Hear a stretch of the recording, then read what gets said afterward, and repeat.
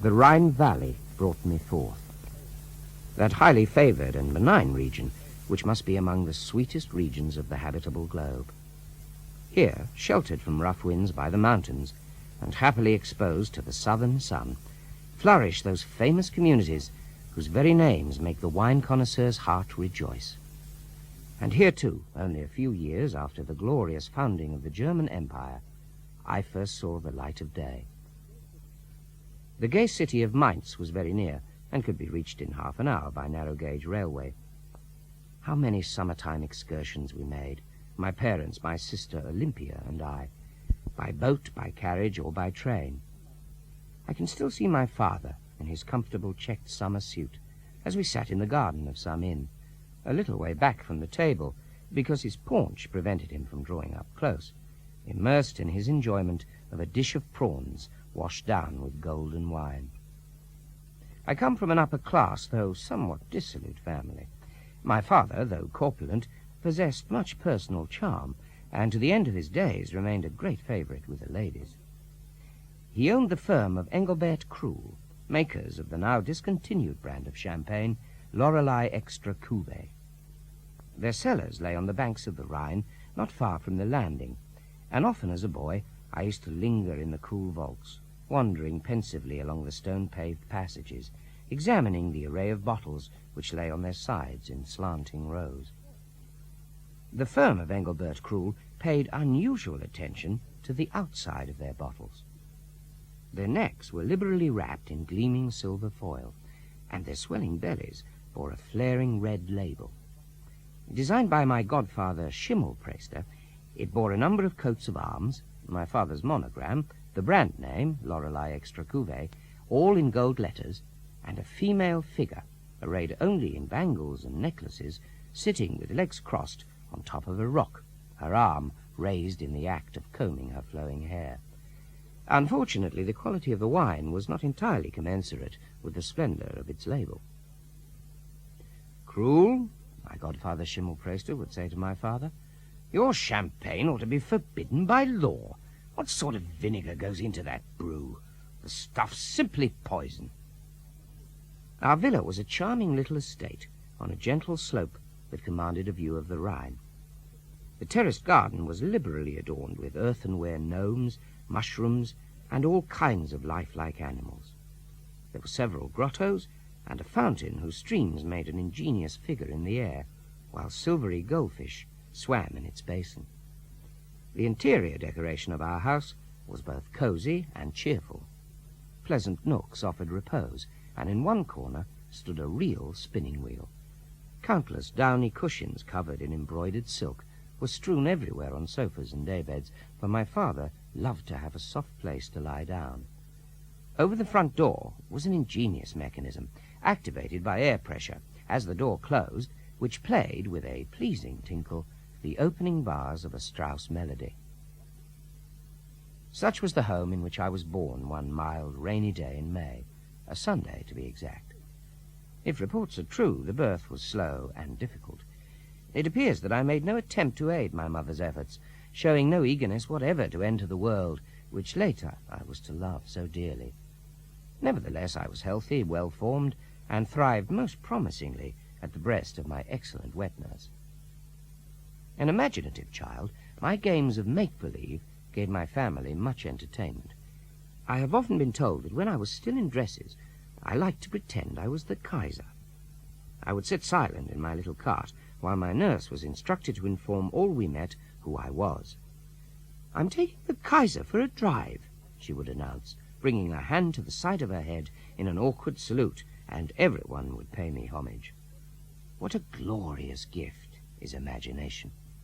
The other boys of the town seemed to me dull and limited indeed. They were common fellows with coarse hair and red hands, whereas my hair was silken soft, as it seldom is in the male, and it was fair. My hands, which I began to take care of early, were never clammy, but dry and agreeably warm, with well-shaped nails. My voice, even before it changed, had an ingratiating tone, and I liked more than anything to listen to it myself, especially when I was alone. I could not conceal from myself that I was made of superior stuff, or, as people say, of finer clay. I grew up solitary, for my sister Olympia was several years older than I. Furthermore, as I was soon to learn, my schoolfellows, the sons of wine-growers and government employees, had been warned by their parents to stay away from me, because our family was not respectable. My mother was an unprepossessing woman, and my sister Olympia, a fat and inordinately sensual creature, resembled her. The difference between them and my poor father being that theirs was a coarse-grained greed for pleasure, whereas his indiscretions were never without a certain grace. I recall once seeing my mother measure Olympia's thigh with a tape measure, which gave me food for thought for several hours. Another time I was an unseen witness when my mother and sister together began to flirt with a young painter who was at work at the house. They painted a green moustache on his face with his own paint, and in the end they roused him to such a pitch that he pursued them, giggling, up the attic stairs. Since my parents bored each other to distraction, they often invited guests from Mainz or Wiesbaden. It was a gaudy crowd who attended these gatherings, actors and actresses, young businessmen, a Jewish banker with a wife who overflowed her dress awesomely in every direction, and a journalist in a velvet waistcoat with a lock of hair over his brow. They would usually arrive for 7 o'clock dinner, and the feasting, dancing, piano-playing, and shrieks of laughter went on all night. My father would set off the most splendid fireworks in the garden. The whole company would wear masks, and unearthly light would play upon the earthenware dwarfs. All restraint was abandoned. A Lorelei extra cuvée flowed in streams, but many good wines were served as well.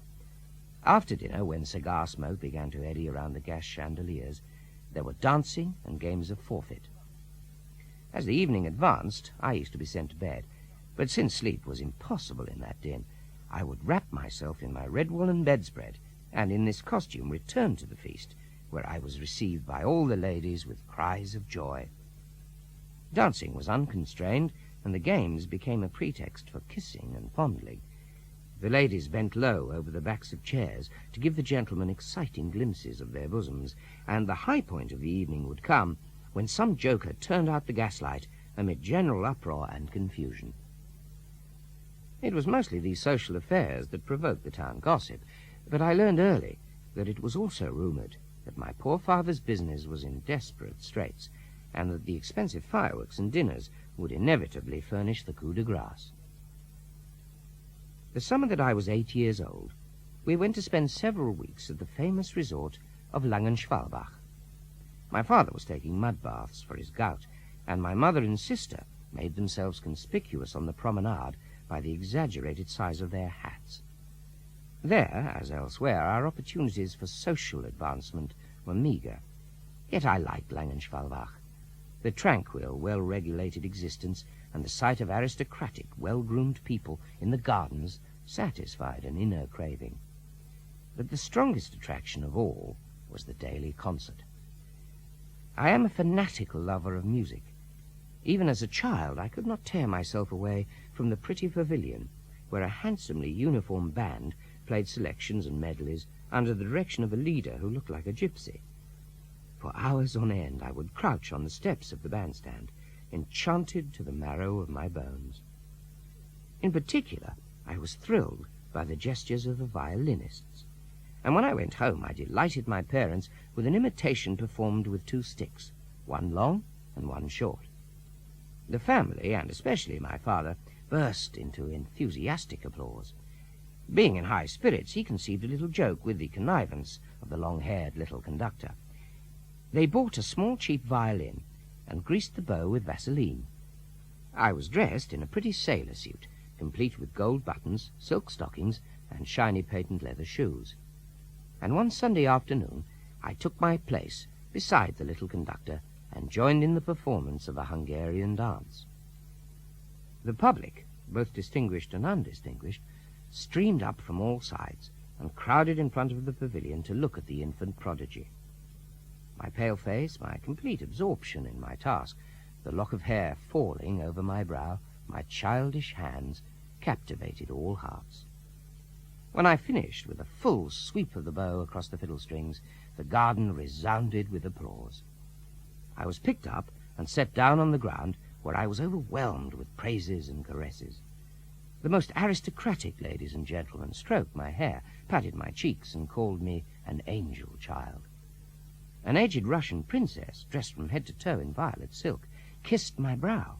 Then, in a burst of enthusiasm, she snatched a diamond brooch from her throat and pinned it onto my blouse, amid a perfect torrent of ecstatic French. The children of the noble family of Siebenklingen, whom I had admired from a distance, came up and asked me to play croquet, and while our parents drank coffee together, I went off with them in the seventh heaven of delight. That was one of the happiest days of my life, perhaps the happiest. My godfather, Schimmelpriester, was a greatly admired artist, whom everyone in our little town called Herr Professor, though it is doubtful whether he was officially entitled to this distinction. He came from Cologne, where he had once moved in the best circles, but for reasons that remained obscure, he had been obliged to leave the place. He had gone into retirement in our little town, where very soon, a number of years before I was born, he became a family friend. I enjoyed his special favor, and often, as I grew older, it was my particular delight to act as his model. I would sit to him, as he called it, for hours on end, while he brushed and scraped and painted away. Several times I posed in the nude for a large picture out of Greek mythology that was to adorn the dining room of a wine dealer in Mainz. And indeed I was a little like a young god, slender, graceful, yet powerful in build, with a golden skin and flawless proportions. Yet I enjoyed even more, I think, the dressing up.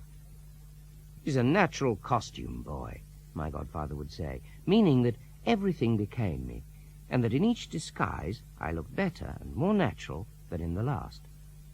I might appear as a Roman flute player in a short tunic, a wreath of roses twined in my curly locks, as an English page in snug-fitting satin, as a Spanish bullfighter in spangled jacket and broad-brimmed hat, or as a German mountaineer in leather breeches and hobnailed boots. Whatever the costume, the mirror assured me that I was born to wear it. I seemed to be able to put on whatever social rank or personal characteristics I chose. Ah, those were glorious hours. But when they were over, and I resumed all my dull, ordinary dress, how indescribably boring seemed all the world by contrast. When I posed for my godfather as a Greek god, I was between 16 and 18 years of age, and thus no longer a child. My first visit to the theatre, however, fell in my 14th year. What I saw that evening made the strongest impression on me, and gave me endless food for thought. It was the day I first visited the theatre in Wiesbaden. We went to a Viennese cafe, where I drank a cup of punch, and my father sipped absinthe through a straw. Then, but how can one describe the fever that possessed me, as we drove in a cab to the theatre, and entered the lighted auditorium with its tiers of boxes? The women fanning their bosoms in the balconies, the men leaning over their seats to chat, the hum and buzz of conversation, the odours that streamed from hair and clothing to mingle with that of the illuminating gas, the confusion of sounds as the orchestra tuned up. Certainly all this could not but rouse my youthful senses. The play that was being given was unpretentious, an operetta whose name I have to my sorrow forgotten. Its scene was Paris, which delighted my poor father's heart, and its central figure was a fascinating rogue and lady-killer, played by that star of the theatre, the well-loved Müller-Rosé. I heard his real name from my father, who enjoyed his personal acquaintance, and the picture of this man will remain forever in my memory. On his first entrance he was dressed in black, and yet he radiated sheer brilliance. In the play he was supposed to be coming from some meeting place of the gay world, and to be slightly intoxicated. He wore a black cloak with a satin lining, patent leather shoes, evening dress, white kid gloves, and a top hat. Every article of his attire was so well pressed and fitted with such flawless perfection that it could not have lasted more than a quarter of an hour in real life. He seemed, indeed, not to belong to this world. Staggering with a fluid grace such as drunken men do not possess in everyday life, he drew off his gloves, laughing and chattering in a silvery voice. You could see that the backs of his hands were white as milk and adorned with diamond rings. He stood before the footlights and sang a song about what a wonderful life it was to be a ladies' man. Then, with a careless grace, he plunged into the action of the play. He was supposed to be very rich, which in itself lent his figure a magical charm. He appeared in a succession of costumes. One saw him at the feet of a countess, at a champagne supper with two ambitious daughters of joy, and standing with raised pistol confronting a dull-witted rival in a duel. And not one of these elegant but strenuous exercises was able to disarrange a single fold of his shirt-front. The way he rose from a chair, bowed, made his exits and entrances, possessed such delightful self-assurance that it filled one's heart with the joy of life. Yes, that was it. Moulin Rosé dispensed the joy of life. The expression on the faces of the audience was both silly and blissful. They were wrapped in self-forgetful absorption. A smile played about their lips. When Moulin Rosé left the stage, shoulders slumped. When he strode triumphantly to the footlights, bosoms rose, as though to meet him, and satin bodices strained at the seams. My father enjoyed himself royally. When it was all over and we were in the foyer, among a crowd of exalted clerks, who were quite obviously trying to imitate their hero in the way they walked, talked, held their canes, my father said to me, "Come along, let's shake hands with him. He will be enchanté to see me again."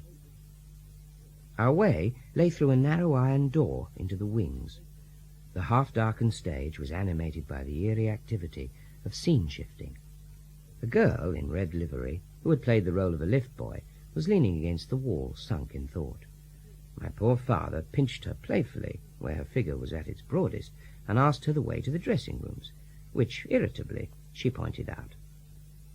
At the end of the narrow passage, he knocked on the last door. From within came a gruff shout. "May I come in?" asked my father, whereupon he was instructed to do something quite different, which I must not mention here. My father smiled and called through the door, "Moulin, it's Krull, Engelbert Krull. I suppose I may shake your hand after all these years?" There was a laugh from inside, and the voice said, "Oh, it's you, you old cockbird, always out for a good time, eh?" We went in. I shall never forget the disgusting sight that met my boyish eyes. Moulin Rosé was seated at a grubby dressing-table in front of a dusty, speckled mirror. He had nothing on but a pair of grey cotton drawers, and was busy wiping face and neck with a towel already stiff with rouge and grease-paint. Half of his face still had the rosy coating that had made him radiant on the stage, but now looked merely pink and silly in contrast to his natural cheese-like pallor. He had taken off the chestnut wig, and I saw that his own hair was red. One of his eyes still had deep black shadows beneath it, and glitter dust clung to the lashes. The other was inflamed and watery, and squinted at us impudently. All this I might have borne, but not the pustules with which Moulin Rosé's back, chest, shoulders, and upper arms were thickly covered. They were horrible pustules, red-rimmed, suppurating, some of them bleeding. Even today I cannot suppress a shudder at the thought of them. I have almost forgotten what Moulin Rosé and my poor father chatted about. I recall that the singer kept asking my father whether he had made a hit, and how much of a hit he had made, though surely the applause must have reassured him about his triumph. But I lent only half an ear. That this grease-smeared and pimply individual was the charmer at whom the twilight crowd had just now been gazing so soulfully. But the grown-up people in the audience must have been aware of the deception, or did they privately not consider it one? What unanimity in agreeing to let themselves be deceived!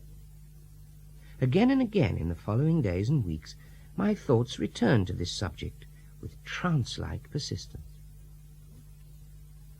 I had long indulged in a playful diversion, the imitation of my father's handwriting. His writing was not in fact hard to imitate, for my poor father wrote a childish copybook hand. What was more obvious, once I had acquired this skill, than to put it to work? On the 7th instant, I wrote, an infected gum boil, together with a sprained right arm, compelled Felix to keep to his room. Therefore, much to our regret, he was unable to attend school. Respectfully yours, E. Krull. When this succeeded, nothing prevented me from spending the school hours wandering freely outside the town, or lying stretched out in a green field in the whispering shade of the leaves, dreaming the dreams of youth. Now and again, however, I stayed at home in bed on school days. It is a favourite theory of mine that only one kind of lie has a chance of being effective. That which in no way deserves to be called deceit, but is the product of a lively imagination which has not yet entered wholly into the realm of the actual. Although it is true that I was a sturdy boy, I nonetheless decided one morning to avoid the painful oppressions of school by becoming an invalid. Downstairs, breakfast had been put on the table and was growing cold. All the dull fellows in town were trudging off to school. Daily life had begun.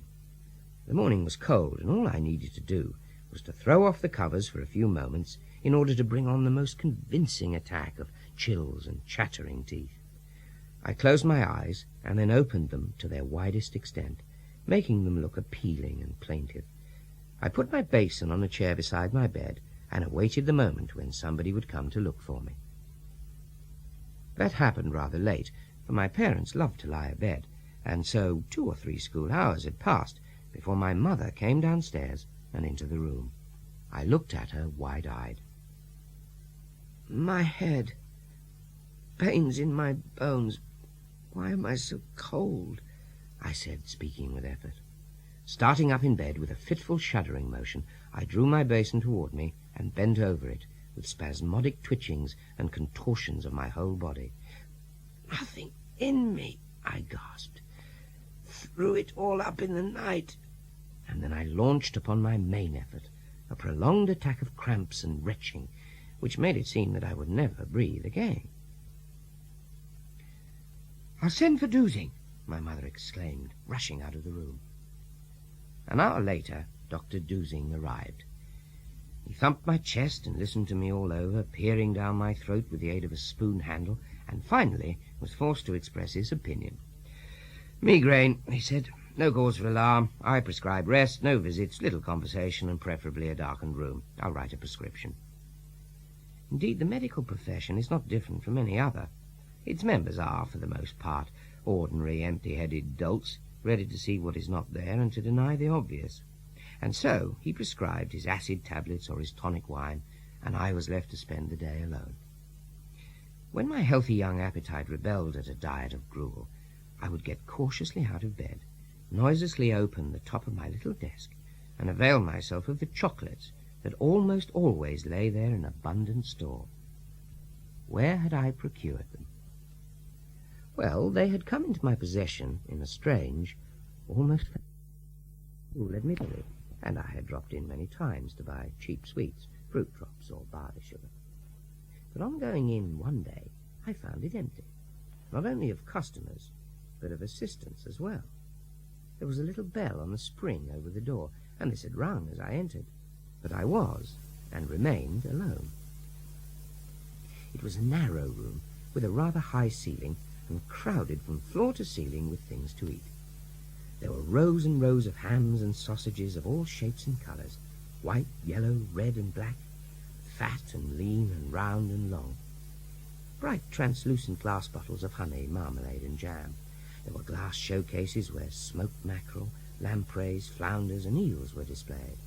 There were dishes of Italian salad, crayfish spreading their claws on blocks of ice, sprats pressed flat and gleaming goldenly from open boxes, garden strawberries and grapes, little earthenware jars of caviar, plump chickens, smoked salmon, and breast of goose. There were artichokes, truffles, little liver sausages in silver paper, open tin boxes full of fine biscuits, spice cakes piled in layers, and glass urns full of chocolates and candied fruit. I stood enchanted, straining my ears and breathing in the mixed fragrance of chocolate and smoked fish and earthy truffles.